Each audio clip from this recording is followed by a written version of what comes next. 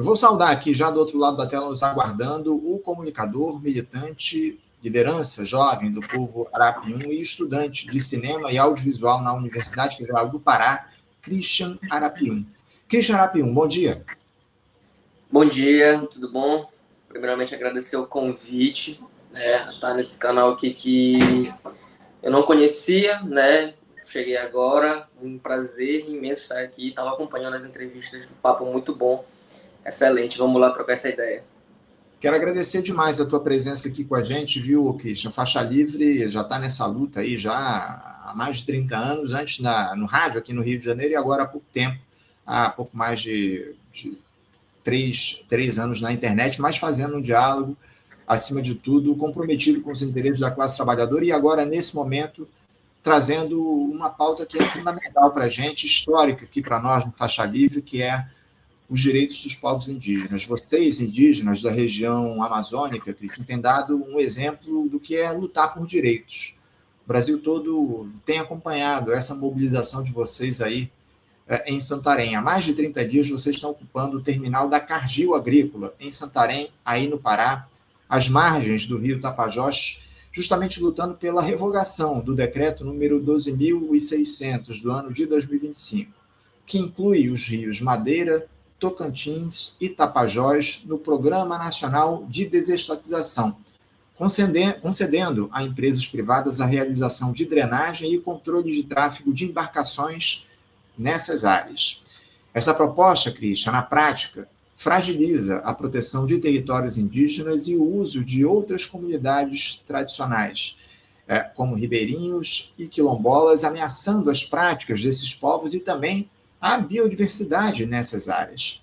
No último sábado, quando a ocupação completou um mês, vocês conseguiram pela primeira vez entrar na parte interna da Cargill em resposta a uma ordem judicial de desocupação em até 48 horas foi concedida em favor da empresa do agronegócio. Um ato também foi realizado na noite de sexta-feira em frente ao escritório dessa empresa na Zona Sul de São Paulo. Os indígenas bloquearam as vias de acesso locais e pintaram as portas de vermelho em analogia ao sangue derramado em consequência de grandes empreendimentos na Amazônia. Christian, a resistência de vocês permanece diante das promessas não cumpridas pelo governo Lula de que faria uma consulta aos povos da região para dar sequência a essa privatização dos rios amazônicos. Antes da gente falar especificamente sobre isso, Christian, eu gostaria que você fizesse aqui um resumo para a gente do nosso programa desses pouco mais de 30 dias de ocupação da Cargill aí em Santarém. Inclusive, você está falando conosco diretamente da ocupação. O que é que vocês conseguiram alcançar até aqui nessa mobilização dos povos indígenas em Santarém, Christian? Então, primeiramente queria me apresentar aqui, né? Você já me apresentou, mas é bom. Sou o Christian Arapiuns, tenho 21 anos, sou estudante de cinema e de visual na Universidade Federal do Pará, na UFPA. Sou da região do Arapiuns, que é um afluente do Tapajós, fica bem próximo aqui no Tapajós. E saí da minha aldeia para estudar em Belém, então agora moro em Belém, né? Não moro mais aqui na região de Santarém. Inclusive por isso, eu não estou desde o primeiro dia aqui na ocupação. Eu cheguei na ocupação ali pelo 12º dia, mais ou menos, né? Por conta da logística que é aqui na Amazônia, ir de uma cidade para outra, porque é rios ou é tudo muito caro, enfim. Tenho um podcast, né, também, um canal no YouTube chamado Aldeia Urbana. É um podcast relativamente novo, que a gente fundou em novembro, apresentado por mim e por Taigon Arapiuns, que também é mais um jovem que mora lá em Belém, que vive a mesma realidade que eu, que também é indígena do povo Arapiuns. E aí a gente veio para cá juntos nessa missão de tentar dar de fortalecer o movimento como a gente sempre faz, que é através da comunicação, que é através da organização da juventude, que é através de ideias e de reuniões com os caciques e tudo mais. Então, estamos aqui agora, né? Hoje completam, se eu não me engano, 34 dias de ocupação, né? O ano passado a gente aconteceu uma das maiores lutas também do Baixo Tapajós, que passamos na SEDUC, né? Para revogar também uma lei, que era a Lei 10.820, que tinha um pacote de destruição para educação aqui no Pará, né? Tanto indígena quanto não indígena. Então, no dia 22 de janeiro, se não me engano, os parentes daqui de Santarém, depois de muita coisa acontecer durante a COP30, durante aquela mentira do Boulos, né, durante as reuniões com os representantes do governo na COP30, a gente soube que estava aberto o licenciamento para fazer a dragagem, né? Então, do Rio Tapajós especificamente. Então, os parentes revoltados já depois disso, né? Teve aquele avanço ali na Blue Zone na COP30, que a gente fez exatamente para chamar a atenção do governo para esse assunto, né? Para esse decreto presidencial. Então, os parentes chegaram aqui dia 22, eram poucas pessoas, mais ou menos 30 pessoas aqui na sede da Carju, e começaram a ocupação, né? E a galera achando que não ia dar em nada, que era só uma lona, era só uns indígenas e depois já saíram. Mas não, a coisa vai tomando forma, vai chegando mais gente. E hoje estamos aqui com 34 dias, né? Nesses 34 dias, um mês e pouco já rolou muita coisa. Já cenas de violência, tanto da parte da própria extrema-direita, né? Ali do vereador Malaquias, que foi assim, um dos exemplos de violência contra nós, povos indígenas, durante a gente estar protestando com legitimidade, né? Foi das maiores e piores cenas que a gente já viu. Ali quase também, quase machuca, né? Não vou falar matar, mas quase machuca um parente que estava ali na contenção, ali na barricada. Já veio muita gente aqui para dar apoio, muitos deputados e deputadas federais de toda a parte do Brasil. Já conseguimos bastante visibilidade, né? Não à toa estamos aqui agora, somos convidados para lives, mas já conseguimos chamar a atenção do governo, conseguimos chamar a atenção de Santarém para essas pautas, e a gente está conseguindo chamar a atenção do Brasil, né? Não só para a questão desse decreto, porque o decreto ele é inconstitucional, né? Não dá para assinar um decreto e dizer que vai ter consulta livre, prévia e informada depois que assinar o decreto. Não existe. Então, fora esse decreto, o caos já está acontecendo, né? A crise do capitalismo aí está mostrando realmente que ela está aí acabando com a gente, está acabando com nossos territórios. Então, eu acho que esse decreto é só mais um sintoma, né, de toda a destruição que a crise do capitalismo está nos trazendo, né? E é um sintoma também as reações, né? As reações dos povos indígenas, da classe trabalhadora. Por exemplo, aqui na Cargill, eu estou agora dentro da sede da Cargill, aqui na parte onde tem os papéis, onde tem as secretarias e tudo mais, né? Tem várias salas aqui, escolhi uma para fazer a live. Então, para ter uma ideia, até a própria classe trabalhadora, a galera que trabalha aqui na Cargill apoia a gente, né?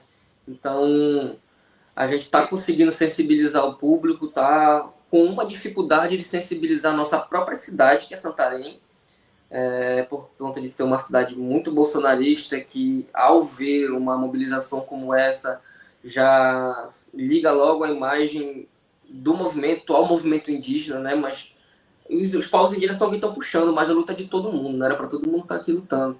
Então, são 34 dias de muito cansaço físico, mental, de muita insegurança. A gente está aí há vários dias achando que a polícia vai chegar a qualquer hora para fazer a reintegração de posse, né? De momentos que a gente pensa quase em desistir, momentos que a gente, né, vê se realmente está fazendo sentido a luta, mas aí sempre acontece alguma coisa que diz, não, vocês têm que continuar e que isso vai dar certo. Muito importante essa ocupação de vocês. Só para contextualizar rapidamente aqui para os nossos espectadores, você citou o ministro da Secretaria-Geral da Presidência, o Guilherme Boulos, que esteve durante a COP30 em Belém e prometeu que o governo faria uma consulta pública aos povos indígenas da região para discutir a possibilidade do avanço desse decreto, da permanência, da manutenção desse decreto que visa privatizar os rios amazônicos, mas, infelizmente, absolutamente nada foi feito desde a participação do Boulos lá na COP30, desde essa promessa que foi feita de diálogo com os povos indígenas, de consulta pública, enfim. Vocês estão, nesse momento, ocupando a Cargill. Me diz uma coisa, a empresa, a Cargill, está funcionando normalmente mesmo com essa ocupação de vocês? Como é que está o quadro aí nesse momento? Porque você citou a reintegração de posse, que foi autorizada, vocês estão preocupados com isso, vocês fazem uma ocupação pacífica nesse momento e há trabalho acontecendo aí por parte da Cargill? A Cargill está funcionando normalmente nesse momento, apesar da ocupação? Agora, nesse momento, parou 100% aqui as atividades da Cargill, mas depois da virada do mês, né, que a gente adentrou Uhum. esse espaço aqui mais de secretaria e tudo mais, de escritório, né, porque sem o escritório funcionando aqui, não tem sócio escoando para ali, né, mas no primeiro mês, do dia 22 até agora, uns dias atrás, tava rolando, mas não tava 100%, né, na produção da Cargill aqui, por conta que os caminhões não estavam entrando, então eles tinham que fazer outra rota por outro porto e pegar uma balsa e chegar aqui, e isso atrasou muito, tanto é exemplo disso que a gente está vendo muitos vídeos de caminhões aí nas estradas parados, né, que soja, então a gente está dando um prejuízo pro agronegócio já, né, a soja está estragando aí no meio do caminho. Aqui vai parar. Na verdade já parou, né, os Uhum. trabalhadores saíram, nem reclamaram, saíram, né, sabem que a gente está certo, mas no momento está parado aqui. Entendo, entendo. Lembrando aqui para os nossos espectadores que a Cargill é uma das grandes empresas do agronegócio no país.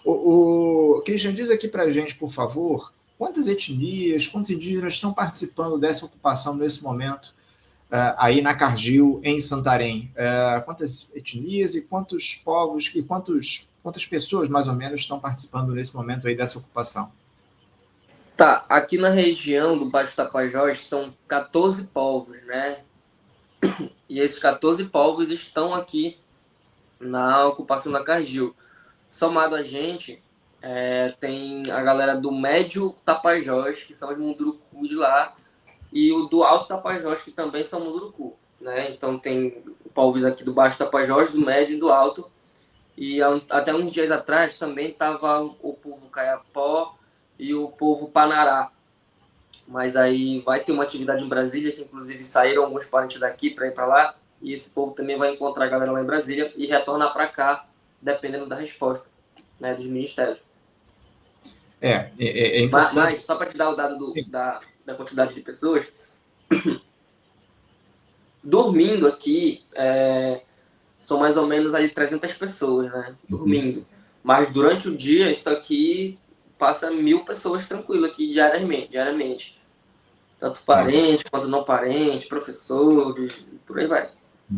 É uma mobilização que avança, inclusive, para Brasília. Você citou reuniões que vão acontecer ao longo dessa semana.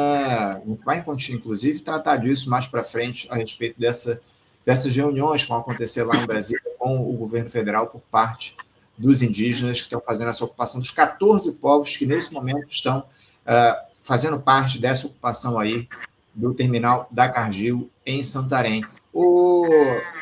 Christian, parece que vocês estão também contando com o apoio de parlamentares nessa mobilização, não é isso? Eu queria que você falasse um pouco também a respeito desse apoio que vocês estão tendo aí por parte de deputados, vereadores aí em Santarém. Quem é que está participando? Quem é que está se juntando, se unindo a vocês nessa mobilização?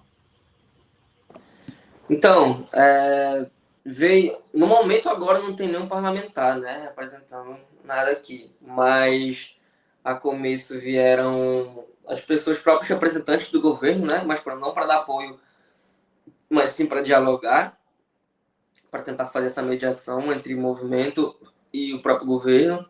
Aí vieram representantes do Ministério dos Povos Indígenas, representantes da Secretaria-Geral do Governo e representantes da FUNAI.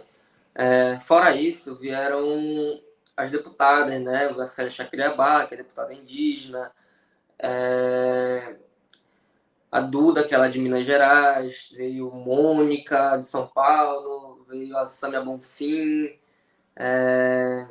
Eu não vou me lembrar exatamente de cabeça, peço até perdão porque passar dezenas de dias aqui, assim, né, dormindo no chão, sem se alimentar direito, até a própria mente da pessoa vai ficando cansada, né? Assim, a gente, mas nos primeiros dias de lives, assim, era pá, bomba atrás de bomba aí, dando notícias e tudo mais, mas aí com o tempo a gente vai perdendo, né? Eu acho, assim, o ritmo.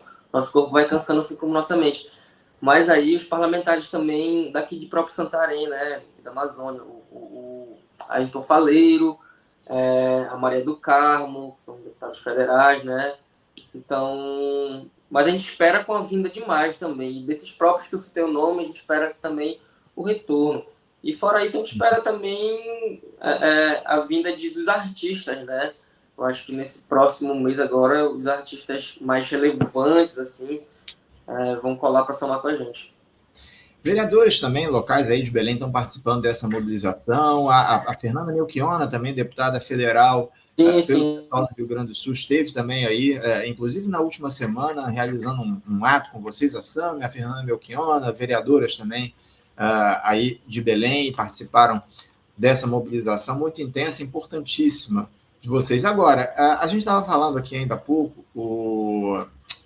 Christian, a respeito da participação e da presença de representantes do governo Lula. Você falou da FUNAI, ela esteve presente aí, dialogando com vocês. Como é que tem se dado esse diálogo de vocês com a própria FUNAI, com representantes do governo federal, enfim, como é que está essa negociação no que diz respeito à ocupação e, principalmente, a necessidade de se revogar esse decreto 12.600? Como é que anda esse diálogo nesse momento aí em Santarém? É a tão famosa conciliação de classes, né? O que os representantes do governo vêm para tentar fazer com a gente. O governo Lula, ele é um governo que tenta, né, mediar a situação para ele não sair perdendo, mas não importa se o povo sair perdendo, né? Para ele é assim. E aí, como sempre, toda mobilização que a gente faz, a gente espera a vinda desses representantes para ter o primeiro diálogo, para ter as primeiras negociações. E como sempre, eles nunca falham nisso de trazer propostas assim muito nada a ver, propostas sem lógica alguma, como por exemplo, os representantes do governo vieram de Brasília para cá exatamente para conversar com os povos indígenas. Chegaram aqui, eles alugaram um espaço, uma sala, não sei aonde, num prédio fora daqui da Caju, para reunir com apenas 10 lideranças, sabe? E aí a gente falou, não, vocês vieram para cá, a gente está aqui na Caju pegando sol e chuva, vem para cá conversar com a gente. A segunda proposta deles foi que a reunião que fosse acontecer não tivesse a participação do Ministério Público Federal, né? E aí falou, que negócio é esse, né? Porque o Ministério Público está ali exatamente para ser esse amparo jurídico nosso, né? Então, a gente também não aceitou e eles foram obrigados a vir aqui. Teve outros representantes que vieram para Santarém, mas que não saíram do hotel para vir conversar com a gente nesse primeiro momento, ficaram lá, né? E aí, resumidamente, o que eles falaram para a gente é que eles não tinham poder de fazer nada, que como a gente já sabe, né, de decidir nada, não tinham nenhum contato direto com o presidente em relação ao Ministério dos Povos Indígenas. Que eles estavam fazendo a parte dele, como o Ministério dos Povos Indígenas, tentando contactar outros ministérios também, porque a questão do decreto envolve muita coisa, sabe? E assim, o mesmo representante do Ministério dos Povos Indígenas que estavam aqui em Santarém, lá na COP30, numa reunião que a gente conseguiu após aquele avanço na Blue Zone, ele disse que o presidente Lula não estava muito sabendo do que se tratava o decreto que ele realmente assinou. Né? Então, para a gente, isso aí já é uma falta de respeito, né? Porque o presidente assinando uma privatização de 3 enormes rios e não sabe o que está assinando, é no mínimo contraditório, né? Então, o papel dessa galera foi vir aqui, né, dizer que estavam prestando apoio, que o governo se preocupa com o meio ambiente, mas assim, sem argumento nenhum, sem resposta nenhuma. E a gente falou, né, e a gente foi até engraçado, que eles chegaram aqui e a gente deu o microfone para eles e eles falaram que queriam ouvir a gente. Ouvir o quê, rapaz? Revoga o decreto, né? A gente não vai abrir mais uma dissertação para vocês, porque você já sabe o que significa privatizar um rio. A mobilização, o desejo de vocês, acima de tudo, é pela revogação desse decreto. Não há outra pedida por parte dos povos indígenas. A única possibilidade nesse momento é a de revogação desse decreto. Eu queria te questionar a respeito justamente disso. Qual é a intenção, na avaliação de vocês, qual é o interesse do governo Lula ao estabelecer esse decreto que inclui os rios amazônicos no programa de desestatização, Christian? Com que intenção o governo Lula toma esse tipo de atitude que afeta demais os povos indígenas, inclusive sem ouvir os povos originários que se utilizam desses rios para a sua subsistência, acima de tudo? Com que intenção e com que interesse o governo Lula inclui esses rios no plano de desestatização? Lula virou uma marionete aí desse sistema capitalista, né, das relações internacionais aí, e a gente percebe que essa questão de privatização dos rios, inclusive desses três, não é de agora, né? Faz muito tempo que essa tecla vem sendo aí batida e agora conseguiu se consolidar, não se consolidar ainda, que a gente espera que não se consolide, né, porque a gente não vai deixar isso acontecer, mas é muito triste para a gente ver que o presidente que a gente apostou para tirar a gente do perigo que era a extrema-direita, né, tá fazendo talvez pior do que o Bolsonaro fez, né? Porque olha só, o Bolsonaro é doido, é burro, é o que for, mas ele foi sincero. Na campanha ele falou, eu não vou demarcar nem 1 centímetro de terra indígena, e foi lá e cumpriu, né? Lula, durante sua campanha, o Lula nem precisava criar Ministério de Povos Indígenas, não precisava. Não foi o que a gente cobrou, ele tirou da cabeça dele para, tô na campanha, os indígenas vão me apoiar mais se eu criar isso aqui, e foi o que aconteceu, né? E aí colocou a Sônia Guajajara, que também tem relações ali com ele, né? E, e a gente se sentiu traído. Na pré-campanha, né? Ele prometeu que demarcaria várias terras indígenas aí com 100 dias de governo, né? Quem lembra disso? E aí deu 100 dias de governo, nenhuma terra indígena demarcada, deu 200 dias, nenhuma terra indígena demarcada, e ele foi demarcar agora, na COP30, 14 terras indígenas, sendo que tinham 29 lá só do demarque da Sina, né?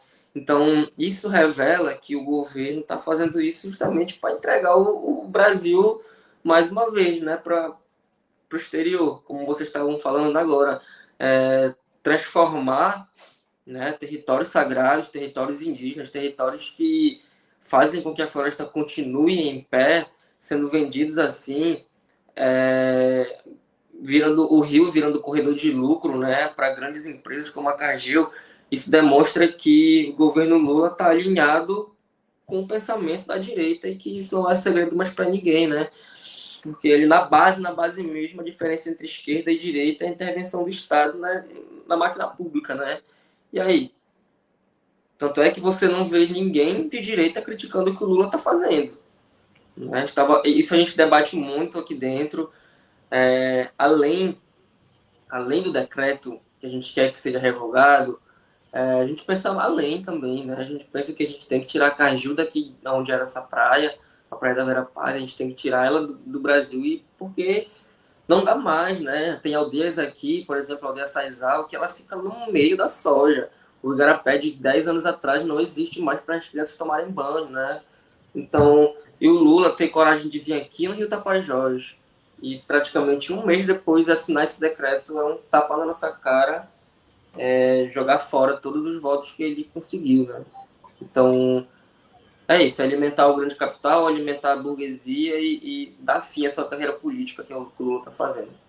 Lula virou marionete do sistema capitalista, como você muito bem trouxe aqui para a gente, lamentavelmente. O Christian, eu queria que você falasse um pouco também sobre o sentimento de vocês em relação a, principalmente depois daquela fala, daquela promessa feita pelo ministro da Secretaria-Geral da Presidência, Guilherme Boulos, durante a COP30, de que o Palácio do Planalto faria uma consulta aos povos da região a respeito dessa privatização. Uma promessa que simplesmente foi ignorada, foi deixada de lado, não foi cumprida até agora, nenhum tipo de diálogo foi feito com vocês. Como é que vocês observam esse tipo de fala do ministro em um cenário como esse? Você citou que o governo agora está falando em demarcar territórios indígenas, em relação ao MST, a mesma coisa, agora que eles vão entregar territórios ali, terras para o MST, parece que é às vésperas da eleição que o Lula se movimenta ali para atender demandas dos setores populares aqui no nosso país, enfim. Mas como é que vocês têm observado, principalmente a atuação do ministro Guilherme Boulos, que prometeu a vocês esse diálogo em relação a esse decreto, a revogação desse decreto, a manutenção dele? O que é que vocês pensam a respeito disso? O que é que vocês dialogam, inclusive, na ocupação sobre essa fala do Boulos? A gente, primeiro, que não teve surpresa nenhuma do governo estar mentindo pra gente, né? Sim. E a própria promessa, ela já é fora de lógica, né? Porque, assim, eu sempre parto desse ponto. Vamos lá, a gente está aqui para revogar um decreto que é inconstitucional. Por que ele é inconstitucional? Porque não houve consulta livre prévia. As palavras têm significado, né? Livre para todas as pessoas do Rio, para todo mundo que vai ser afetado, para, né? Enfim, prévia é antes de pensar em qualquer projeto, é antes, né? E informado, você tem que informar o que vai acontecer caso esse projeto seja aprovado e seja estruturado dentro do seu território. Então, nada disso aconteceu, né? E outra, a gente não está pedindo consulta livre prévia informada. Porque se for fazer consulta, vocês vão ouvir um não bem grande, né? A gente não quer dragagem, não quer privatização e pronto. Não tem conversinha de passar na aldeia perguntando se quer ou não quer. Não vai, né? Levem essas coisas para fora. Não privatizar Rio, isso é tão absurdo. Isso é, sim, eu já dei uma estudada um pouco na história do Brasil, né? Dei uma estudada, eu estudo um pouco. E eu nunca vi essa questão de um governo, principalmente que se diz socialista, né? Privatizar Rio. Isso é um absurdo sem tamanho, né? E o Boulos, ele tem umas falas muito perigosas, né? Essa da promessa foi uma fala assim, sem responsabilidade alguma. Parece que nem se importou em estar em rede nacional, né? Em rede nacional, todo mundo está vendo. Parece que estava falando para um monte de gente besta que não estuda, que não sabe dos seus direitos e que não sabe interpretar nada. E a resposta está aqui, né? E aí vai para podcast falar que quem está contra o governo atualmente é revolucionário de apartamento, né? Eu queria que ele viesse aqui, botasse a cara aqui e falasse isso pra gente, né? Por que não vem aqui? Por que não responde? Por que não dá atenção?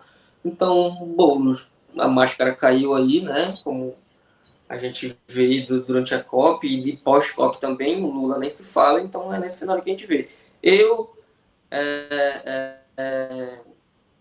assim, na minha concepção mesmo, eu sou, como diria o grande Felipe Ret, né? Contra qualquer governo eu sou oposição, né? Porque eu entendo que governo nenhum liga para o meu povo, né? Mais de 500 anos de exploração aí, meu povo sempre morrendo, meu povo sendo dizimado, e não é Lula e nem Bolsonaro que vai tirar a gente dessa, não. Christian, a gente fala muito de maneira mais genérica a respeito de prejuízos que essa privatização vai produzir para os povos indígenas que se utilizam desses rios para a sua subsistência. Agora, eu queria que você, que é de uma etnia que, enfim, está aí à beira do rio Tapajós, que você falasse um pouco para a gente a respeito, na prática, dos prejuízos que essa privatização dos rios, que essa desestatização, essa entrega dos rios amazônicos para as empresas que fazem a exploração dessas regiões, os prejuízos que isso traz para os povos originários. Que tipo de problemas essa privatização vai trazer na prática para vocês que se utilizam desses rios para subsistência?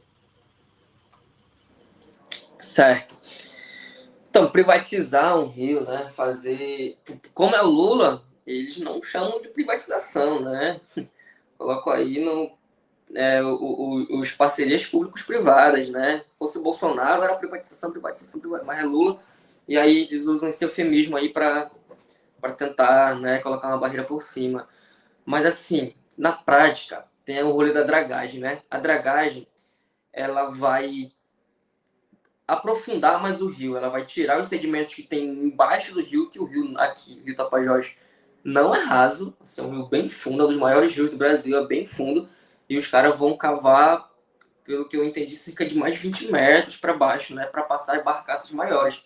E assim, não é que se privatizar o rio vai começar a passar balsa, já passa muita balsa de soja, de milho, de tudo, e passa, né, em outros lugares eles têm a questão da logística de acordo com a maré, né, 6 meses tá o rio baixo, então não passa nada, 6 meses o rio tá cheio, e aí as balsas passam. Não que isso seja uma solução, porque o ideal seria não passar nada, né? Então, esse é um dos primeiros pontos, porque quando tu tira o que tem no fundo do rio, tu vai ter que jogar em algum lugar. E eles não vão atrás de um lugar especial para jogar esses sedimentos, não. Eles vão jogar na praia, ali, aonde der, no meio do mato, na beira das aldeias, na beira das comunidades. E aí, quando chove, né, todo esse resíduo vai para o fundo de novo e aí vira aquela lama, né? Fora que quando tu privatizar o rio, vai ter muito mais fluxo de balsas ali, e a palheta dessas balsas é uma coisa assim que não tem nem panorama, é muito grande, e isso afeta, né, na biodiversidade, nos peixes, ou seja, no alimento, né? Nosso povo, não só o povo ribeirinho ali das comunidades tradicionais e aldeias, quilombos, mas o povo de Santarém é abastecido por peixe, por Mapará, por Tambaqui, e essa biodiversidade toda vai se acabar com dragagem, né, com mais balsa passando, os botos que tem vão ter que, né, ir embora daí. E fora, eu não vou nem falar só os prejuízos para a aldeia e para a comunidade, mas Alter do Chão é uma aldeia, é uma das praias mais conhecidas do mundo. A praia de água doce mais linda do mundo é Alter do Chão, 37 quilômetros daqui, e ela vai se acabar porque depende do turismo. E se virar lama, não vai vir turista para ver, né? Então, os próprios parentes que dependem disso vão ser afetados, né? Os próprios empresários vão ser afetados, até os empresários lá de Terra do Chão estão se organizando para tentar dar uma ajuda, né? Porque sabem que a privatização de um rio é um negócio muito sério. E Sim. assim, as notícias que saem aí é que o Lula está privatizando o rio. Não é. A luta que está acontecendo é o do menor rio, que é o Tapajós. O Uhum. rio Tocantins e o Madeira são 3 vezes maior que o Tapajós, e a luta está vindo daqui. É isso, é isso. Você deixou muito claro aqui, em poucas palavras, o tamanho do problema que está colocado a partir desse decreto que inclui os rios Madeira, Tapajós e Tocantins no programa de desestatização do governo federal. Ô, Christian, eu queria que você falasse um pouco a respeito dessa preocupação de vocês, porque a Justiça autorizou a reintegração de posse do terminal da Cargill na última semana. Como é que anda a movimentação? Como é que andam os diálogos a respeito disso? Já houve algum tipo de ameaça da polícia fazer essa reintegração de posse? Qual a expectativa de vocês quanto a isso? Porque a gente sabe muito bem que os processos de reintegração de posse aqui no nosso país, via de regra, acontecem com muita violência por parte das polícias aqui, enfim, isso, a gente vê muito isso aqui no Rio de Janeiro, em São Paulo, nos grandes centros, e eu tenho certeza que por aí não deve ser diferente. Qual a expectativa de vocês em relação a essa autorização para a reintegração de posse do terminal da Cargill, especialmente ao longo dos próximos dias? Vocês estão preparados para resistir a esse processo? Sim, a gente está preparado para tudo, primeiramente preparado para o diálogo, né? Quando eles chegarem aqui, a gente está nessa, né? Será que eles vão vir mesmo? Será que eles não vão vir? Porque o prazo de 48 horas já passou faz um tempo. E até agora não vieram, né? Mas temos as estratégias para receber eles aqui, né? Aí, primeiramente, no diálogo, a gente não vai fazer nada, né? A não ser que a gente precise da nossa legítima defesa, né? Como já estamos repetindo há vários tempos, isso aqui é uma ocupação, é um ato pacífico. A gente não veio aqui para bater em ninguém, a gente não veio aqui para destruir nada, né? Muito pelo contrário, né? Quem está destruindo a gente, quem está batendo na gente é a Cargill, é o governo, é o Lula, né? Então, não temos armas de fogo aqui, né? O que a gente tem aqui são nossas flechas, nossa reza, nosso ritual, né? Nossas crianças aqui para ajudar a gente, nossos idosos e todo mundo que está sensibilizado com essa luta para ajudar a gente, né? Então, a gente está sabendo já que a Força Nacional está aqui em Santarém, a gente já sabe onde é que eles estão hospedados, inclusive aqui perto da Cargill. A gente sabe que não vai ser a Polícia Militar que vai vir para cá. Então, tem muitas coisas internas aqui também que, né, precisam ficar só aqui mesmo. Mas a gente está se resguardando. A gente não quer que aconteça nada, que todo mundo saia daqui inteiro, né? Estamos bem confiantes que os parentes que foram para Brasília para as reuniões vão voltar com notícias boas de lá. Mas estamos preparados, cara. Assim, o povo do Baixo Tapajós, ele é um povo que nunca parou para nada, assim. Vou só fazer um breve resumo. Nós já passamos 32 dias na Seduc, longe daqui de Santarém, em Belém, né? Em Brasília, a gente já avançou as barreiras do Congresso durante o acalmamento Terra Livre. Fomos o único povo que puxou isso e o povo foi atrás da gente. Na COP30, a gente também, né, avançou ali a Blue Zone e chamou a atenção do mundo. Aqui em Santarém, a gente já parou o Porto da Cargill, né, fez a maior, se não a maior, mas está entre as 5 maiores empresas do agronegócio do mundo parar de funcionar, né? A gente já parou o aeroporto de Santarém das 2 horas da tarde até meia-noite. Então, assim, pra gente, a gente vai até onde for para que o nosso rio fique em paz, para que o nosso povo fique em paz, né? A gente não tem medo de polícia, a gente não tem medo de tudo respeito, não tem medo de branco, né? Podem vir, porque a gente está preparado espiritualmente, né, para o diálogo e fisicamente também, se for preciso. Só queria aproveitar aqui o gancho que eu vi aqui um comentário. Olha o que é a esquerda, né? Só porque eu tô criticando o Lula aqui, automaticamente já virei bolsonarista, né? Pelo que eu tô vendo nos comentários.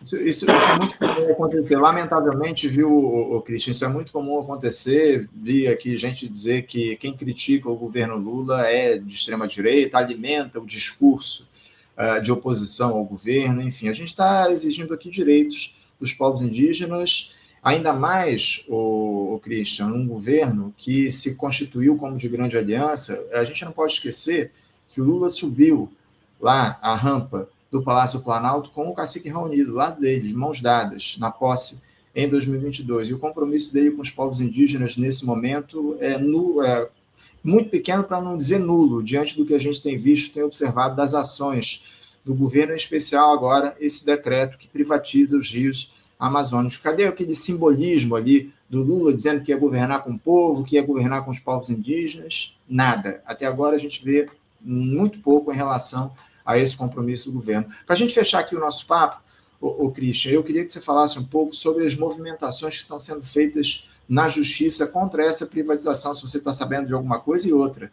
a PIB, que é a articulação dos povos indígenas do Brasil, por exemplo, ela sempre foi muito ativa na defesa dos povos indígenas antes do governo Lula, inclusive com a atuação do advogado Eloy Terena, que já até conversou com a gente aqui no programa e hoje ocupa um cargo lá no Ministério dos Povos Indígenas. A PIB tem atuado ao lado de vocês nessa ocupação contra o decreto de privatização dos rios amazônicos. Como é que anda essa articulação na justiça, se você está sabendo de alguma coisa?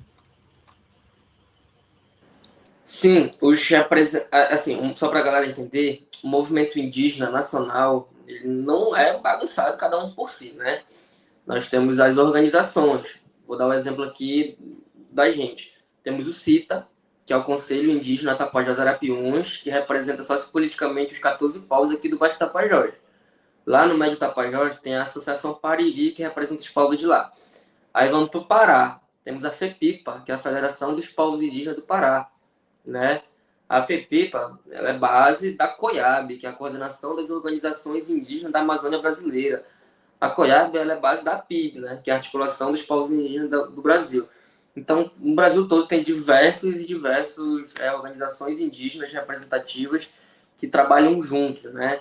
E a maior, ainda tem a internacional, que é a COICA, né? E aí, a PIB vem trabalhando sim, dando apoio jurídico, dando apoio para a questão da visibilidade, tentando fazer ações judiciais para derrubar o decreto, para pressionar cada vez mais o Lula. Estiveram aqui todas essas organizações que eu falei, estiveram em um dia aqui juntos, unidos, para conversar com a gente e traçar estratégias, né? Uma das estratégias é que as organizações vão entrar com uma ação civil pública, né, para que seja revogado o decreto. E aí já era para ter feito, mas eles acharam melhor esperar para vir aqui com a gente, conversar com os caciques, conversar com as lideranças, para ser feito em conjunto, né, e a partir daqui da base, realmente, essa ação.